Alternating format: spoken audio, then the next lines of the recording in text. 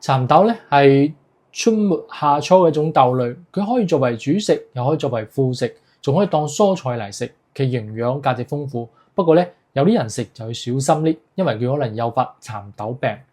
咁大家好，我係謝醫生。呢一期嘅影片咧，我哋嚟講講蠶豆。咁蠶豆咧又叫胡豆、佛豆、川豆、羅漢豆。咁蠶豆係我哋人類最早馴化嘅糧食作物之一。咁佢嘅種植歷史咧，比大豆、豌豆、鷹嘴豆仲要耐，甚至比水稻仲早啲。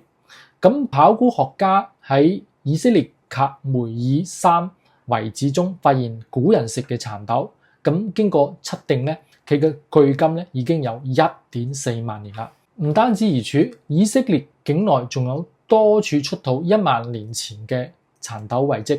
咁隨着呢個時間推移咧，蠶豆咧逐漸向東方傳播，咁抵達咗俄羅斯、印度，最終傳入我哋中國。咁根據文獻記載咧，蠶豆大約係喺北宋前後進入我國嘅，最初被作為佛豆。咁古書中提到種出雲南，蜀中有多，咁推測可能係從西南印度方向傳入四川一帶。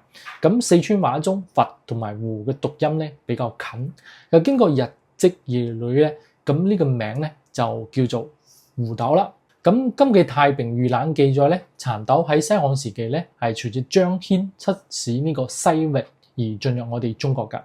咁後嚟咧，明代嘅李時珍喺《本草綱目》中提到蠶豆嘅豆莢形狀好似老蠶咁，所以就叫蠶豆。咁如今咧，蠶豆喺中國大部分嘅省份咧都已經有種植噶。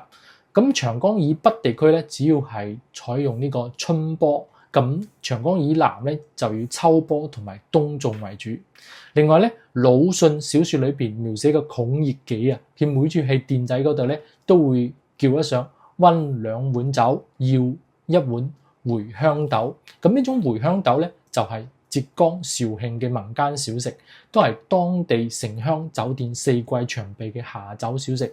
咁製作嗰陣咧就要用蠶豆加上茴香、桂皮、鹽同埋水，文火慢煮而成㗎，香味濃郁，口感軟糯㗎。咁有啲朋友問謝醫生啊，蠶豆有乜嘢營養咧？咁蠶豆係一種營養非常豐富嘅豆類啦，咁蛋白質含量高達30%左右，而脂肪含量低。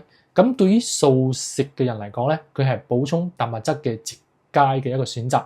咁蠶豆仲有豐富嘅膳食纖維啦，有助於促進消化啦，預防便秘啦，同時仲可以增加飽腹感。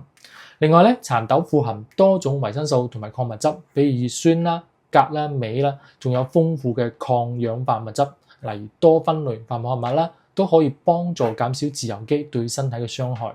低脂、營養全面，使佢非常適合咧需要控制脂肪攝入嘅人群。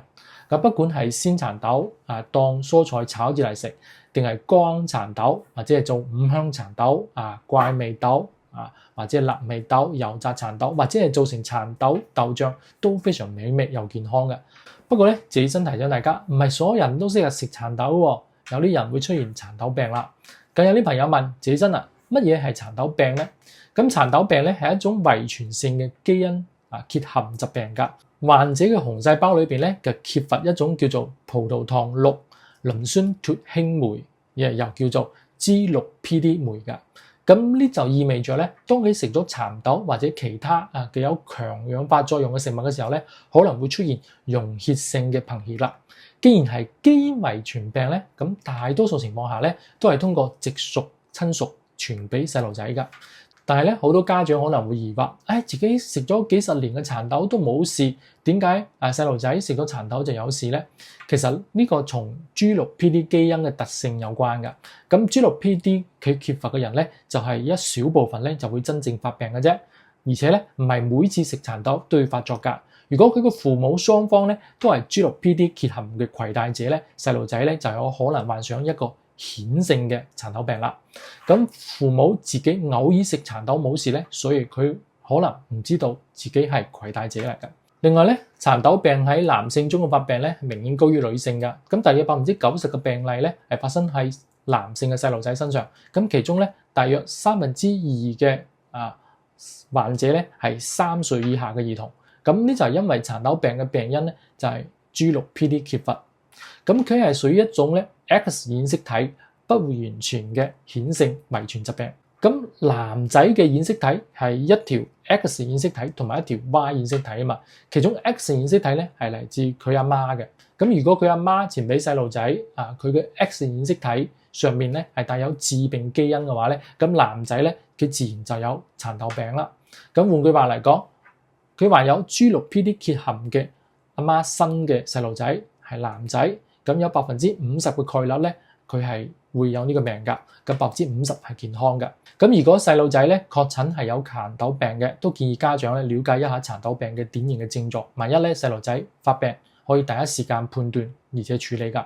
咁蠶豆病嘅發作嘅症狀咧，家長需要特別留意，即係咧佢食咗蠶豆之後咧，24個鐘內咧，細路仔可能出現咧食慾唔好啦、虛弱啦、發冷發抖啊、低燒啊，或者係噁心、肚痛啊，佢嘅尿液嘅顏色咧都會變深㗎。咁1到3日後咧，佢症狀可能加重，體溫持續升高，咁細路仔咧越嚟越疲倦，同時可能出現嘔吐啊、腹瀉啊，皮膚同埋眼睛都可能變黃啊，出現黃疸嘅情況。咁尿液顏色咧，好似醬油啊或者葡萄酒一樣。咁病情嚴重嘅時候咧，可能會出現一啲尿量嘅明顯減少啊、休克啊、心臟同埋腎臟功能受到傷害㗎。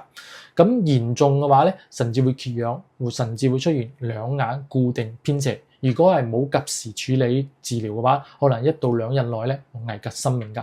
咁每年咧3到5月份咧係蠶豆成熟季節，都係細路仔蠶豆病發作嘅一個高發期。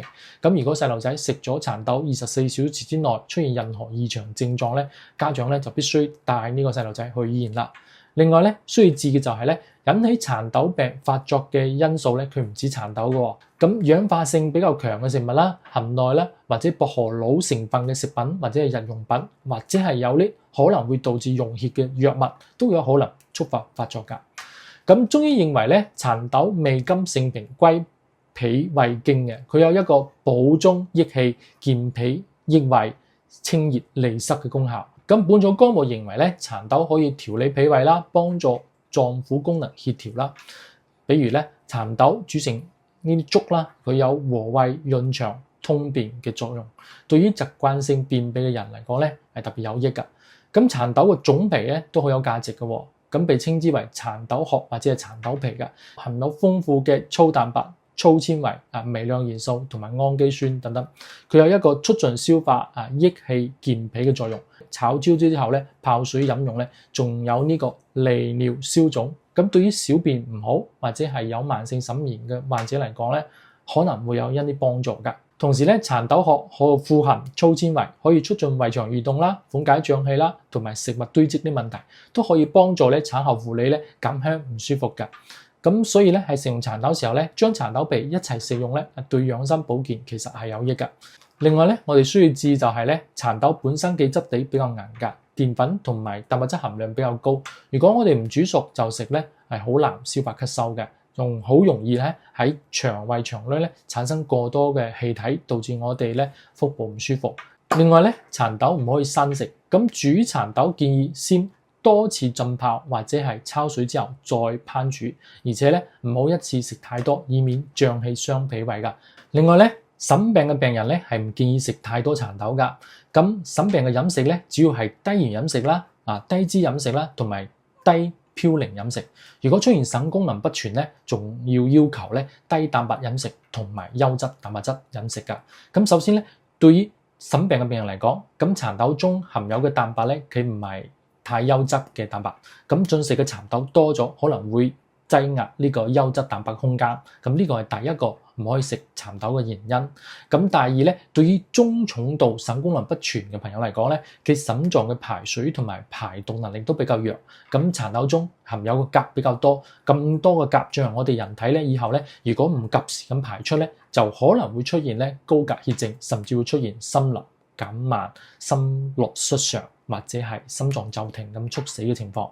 咁蠶豆咧仲含有多種嘅磷啦，磷進入我哋人體之後咧，如果佢係有中重度嘅腎功能不全嘅病人咧，佢都可能會出現高磷血症嘅，甚至會出現咧繼發性嘅甲狀旁腺功能亢進嘅，都要盡量避免蠶豆。所以咧，對於有腎病病人嚟講咧，蠶豆建議少食啲。最後咧，要記住有蠶豆病嘅人咧，任何情況都唔好再食用蠶豆啦。咁多謝大家。